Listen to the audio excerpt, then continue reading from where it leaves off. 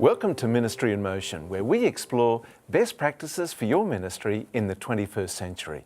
Whether you're a pastor or a volunteer in your local church, Ministry in Motion, it's brimming with resources and great ideas for you and anyone else doing ministry in your local church. Our topic today is sharing Jesus with young people, and our very special guest is Mario Broussard. Mario, thanks so much for joining us on Ministry in Motion. Great to be here. Now, Mario, let's start with some personal questions. Okay, how did you come to discover Jesus Christ in your own life? You know, I grew up in a Christian home, and like so many other young people, I was raised to love Christ, to serve in the church, but it wasn't until I was about 14 years old, I went away to boarding academy. It was a Christian academy, and high school. And there was one night, it's a very distinct experience. One night I was laying in the bed and I was having a dream. In the dream, I was entering into a gymnasium. Mm-hmm. And in the gymnasium, there was a hand suspended in the air. And I remember this like it was yesterday.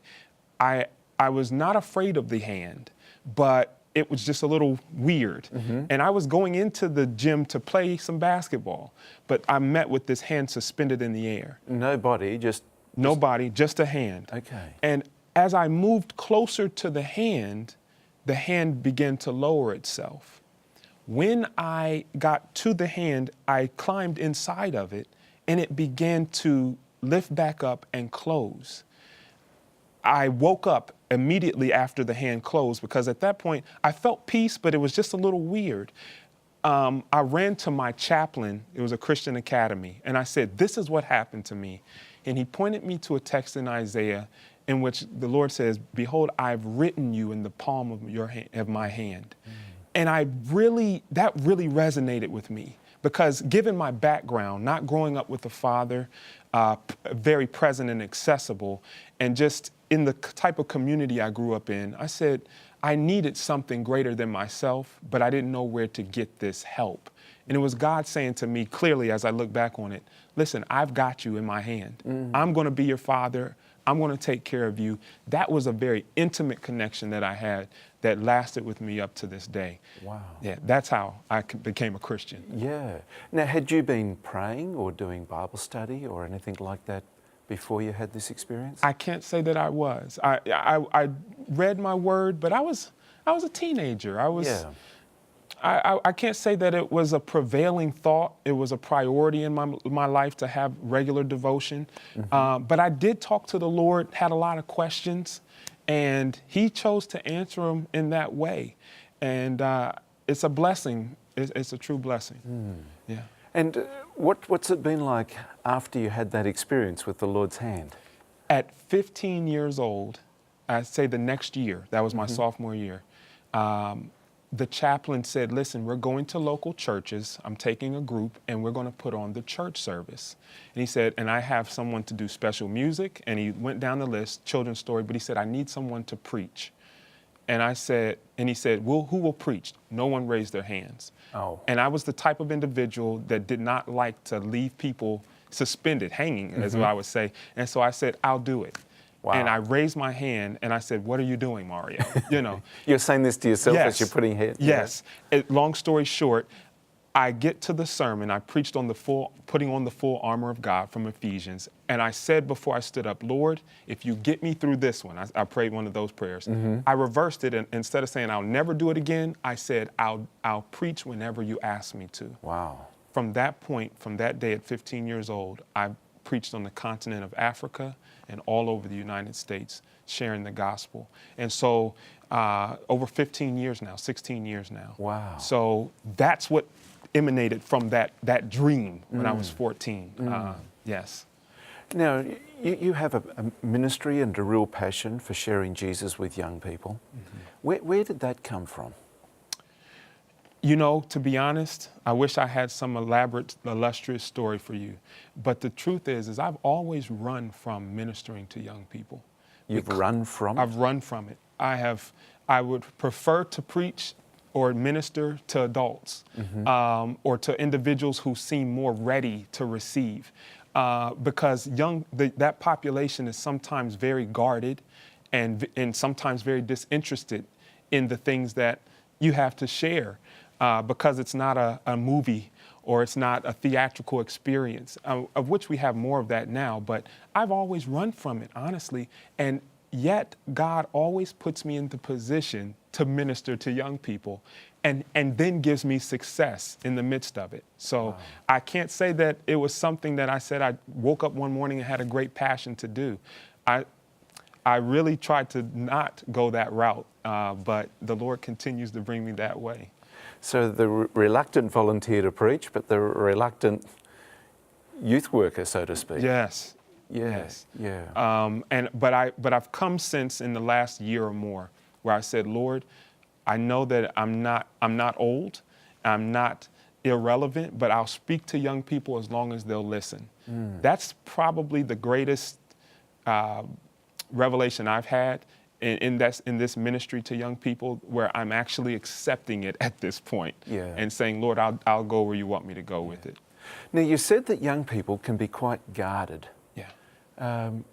Do you think they're putting up barriers as genuine barriers, or are they barriers there to see if others are really interested in them? That's it. I have to go with the latter of what you said. Oftentimes,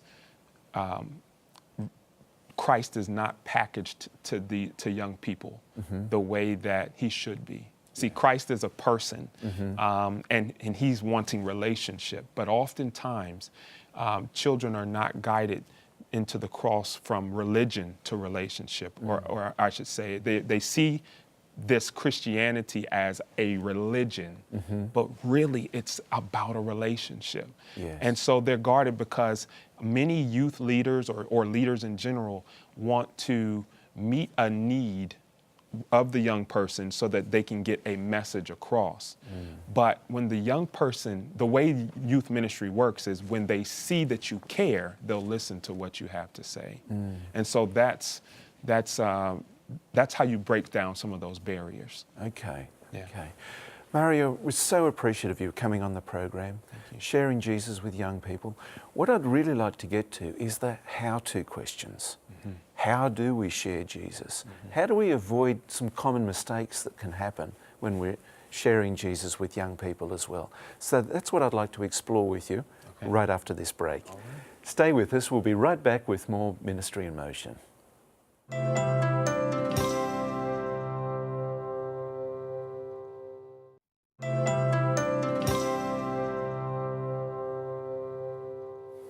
Welcome back to Ministry in Motion. Our topic today is sharing Jesus with young people, and our very special guest is Mario Broussard. Now, Mario, looking at your experience with ministering to young people and sharing Jesus with them, let's begin with the mistakes. What are some mistakes that people can make as they attempt to share Jesus with young people? Wow. So there's two that come to mind. The first that I'm going to say is, first off, many times individuals try to share doctrinal beliefs with young people in hopes that they will find Jesus through that. And I believe that works. I believe that Bible studies are very important, so I'm not knocking it. But I want to be very specific and clear. There's a difference between doctrinal beliefs and Jesus. You know, Jesus, the person, embodies those doctrinal beliefs. He lived out those things. But to introduce them to the character of Christ through, and we'll get into the second point, which brings me to my second point, sharing the character of Christ by living that character out in your life. Okay. Those principles of patience and forgiveness are vital to that population. They want to know that they're accepted. And those are all things that you see Jesus doing in the Gospels, accepting Zacchaeus and other individuals who would rub him the wrong way, Exactly. giving Pharisees and Sadducees time and time again opportunities to understand. And that's what young people need. They're no different in many respects than adults in that, they need the same things. But they need to see the character of Christ being played out in our lives first. That way it's real. They can know that I can preach a sermon, but I can also play basketball on the court. Yes. I can host a prayer meeting, but I can also play a video game, and as long as you use discernment as to what that child needs, meet them right there. Okay. So those are some of the mistakes we make. We really try to package this one size fits all into our ministry to young people, but you really have to have an open mind and allow the character of Christ to shine through you genuinely. So really what you're saying is that not having the right priorities at the right time. Yeah. Rather than concentrating on specific teachings, biblical teachings, emphasize Jesus Christ. That's it. That's it. Now let me ask you some more how-to questions. Sure. How do you do that? Tell us some of the best ways to do this. So I guess I alluded to it just before, previously. It's really just living this out in your life. So I'll give you an example of what really impacted me. I had a dean in my academy who was a Christian, a godly man, but he knew that he could not just impose his thoughts and beliefs on us, because children tend to see you go one way and want to go the exact opposite. Yeah. Yeah. And it may be because of an experience they've had, but he would call us up to his apartment and he would fix us a meal because he knew that we didn't want cafeteria food. Okay. So so he says, listen, I've got this, just come eat with my family, or he'd say, hey, we're going skating, we're going to go skating, or we're going to go bowling. And you wouldn't think that in skating or bowling you would find this conversion opportunity, but really and truly there are little nuggets that you can plant of truth, of principle, of mentorship as you're engaging in these opportunities, these little activities. And then what it does is it builds the confidence and the trust in the young person in you, because they say they like some of the same things I like, or they're not just so strict that they can't have any fun. And it causes them to want to listen to what you have to say next. Right. Because they've trusted themselves with you in the things that they love to do. So when a young person does trust you, what do you say next? Oh, wow. When they do trust you, you can begin to give them insights about what you see their need is in their lives. Okay. So you can say, I noticed you're kind of a sore loser. When we were playing basketball, you have a temper, and I just want to work with you to improve that. And especially in the Christian context, you can point them to Jesus. Okay. And you can say, that's a great teaching moment for you to say, look at how Jesus handled this when he was being persecuted. Look at what he did when this happened. And these are some of the things that I see that you can accomplish in your own life. Now you're getting personal with them. Now you're connecting on a deep level. And they trust you because they know that you have their best interests in mind. Yeah. And what comes across there, Mario, is the degree of courage to actually care enough for an individual to be able to confront them with some of those issues. Yes. That's a courageous step. Yes. But it comes from watching how intentional Christ is on saving me. And he's courageous. He will do things that I don't necessarily want him to do to get the point across for my salvation. Yeah. And so when I see that he's so committed to me, it really gives me that extra oomph that I need to be able to do that for someone else. Yeah. So paint a time picture for us. Okay. About how long have you been spending with an individual before you'd do the caring confrontation? If your care for them is genuine, it could be somewhere between a week and a month. Wow. Because when someone sees that you genuinely care about their well-being, It doesn't take very long, especially in a world that's so cold and so standoffish, individuals are wanting to have someone that they can gravitate to and that who cares for them. So, depending on what's going on with this young person, it could be 3 months, 6 months, but more than likely, if they're in dire need, they will clinch to you fairly quickly if you show that you're genuine from up front. Oh, yeah. And what I'm hearing you say is that, 99% of the relationship is love, sharing, giving. Yeah. And then when a person comes to an issue, can I help you with this? Yeah. And so it's coming from the context of love and support and care. Yes. And growing that person. Yes. May I say this? Sure. I want to say, and I want to be intentional about our leaders today, oftentimes we complicate our ministry to young people too much. Oftentimes we want to put on elaborate conferences for them, and we want to take them to and spend grandiose amounts of money. But really and truly, it is just showing them the love of Christ and meeting them where they're at. Yeah. And giving them stability, knowing that they can call or text you if they're going through something. They may not use it immediately, but at least they know that you're serious about it. It goes much longer, a further way than a conference or spending a lot of money. There's a place for that maybe, but we've complicated youth ministry way too much. Thanks, Mario. Our topic today is sharing Jesus with young people. When we come back, we want to explore some case histories where Mario has effectively shared Jesus with young people. Stay there, we'll be right back.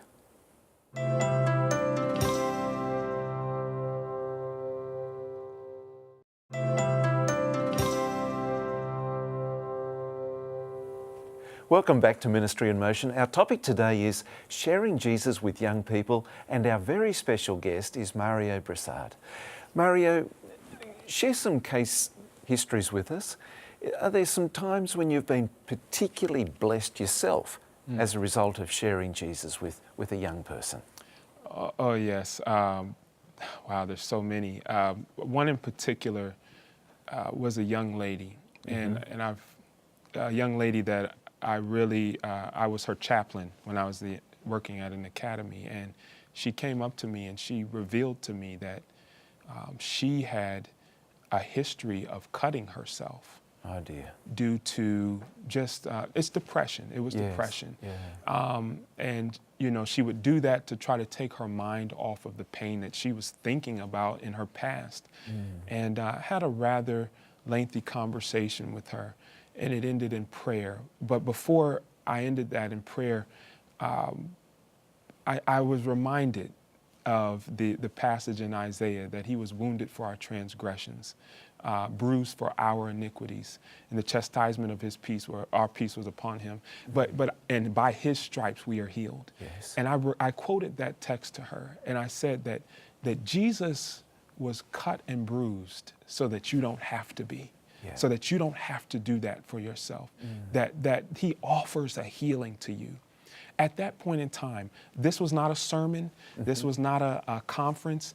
She just gave her life over to the Lord. Wow. Prayer happened, and she said, I want to be baptized. Wow. She said, and I wasn't looking for that, but just watching the gospel work, the good news of Jesus Christ work right there in that moment. It blessed my heart so much. I'll never forget it. That's a powerful experience, Mario.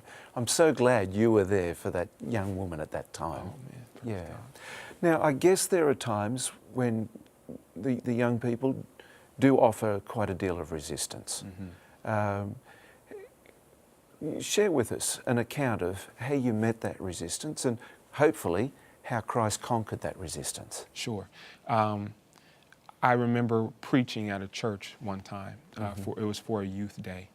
And I could tell that just something was not right in that place. And I was preaching, and I was not gaining, I didn't have that feedback from them. It wasn't that I was looking for them to say anything, but I literally watched them pull out their phones and started texting, each other or others right there in the front row. They had put all the young people in the first 3 rows. And so in hopes that they would pay attention.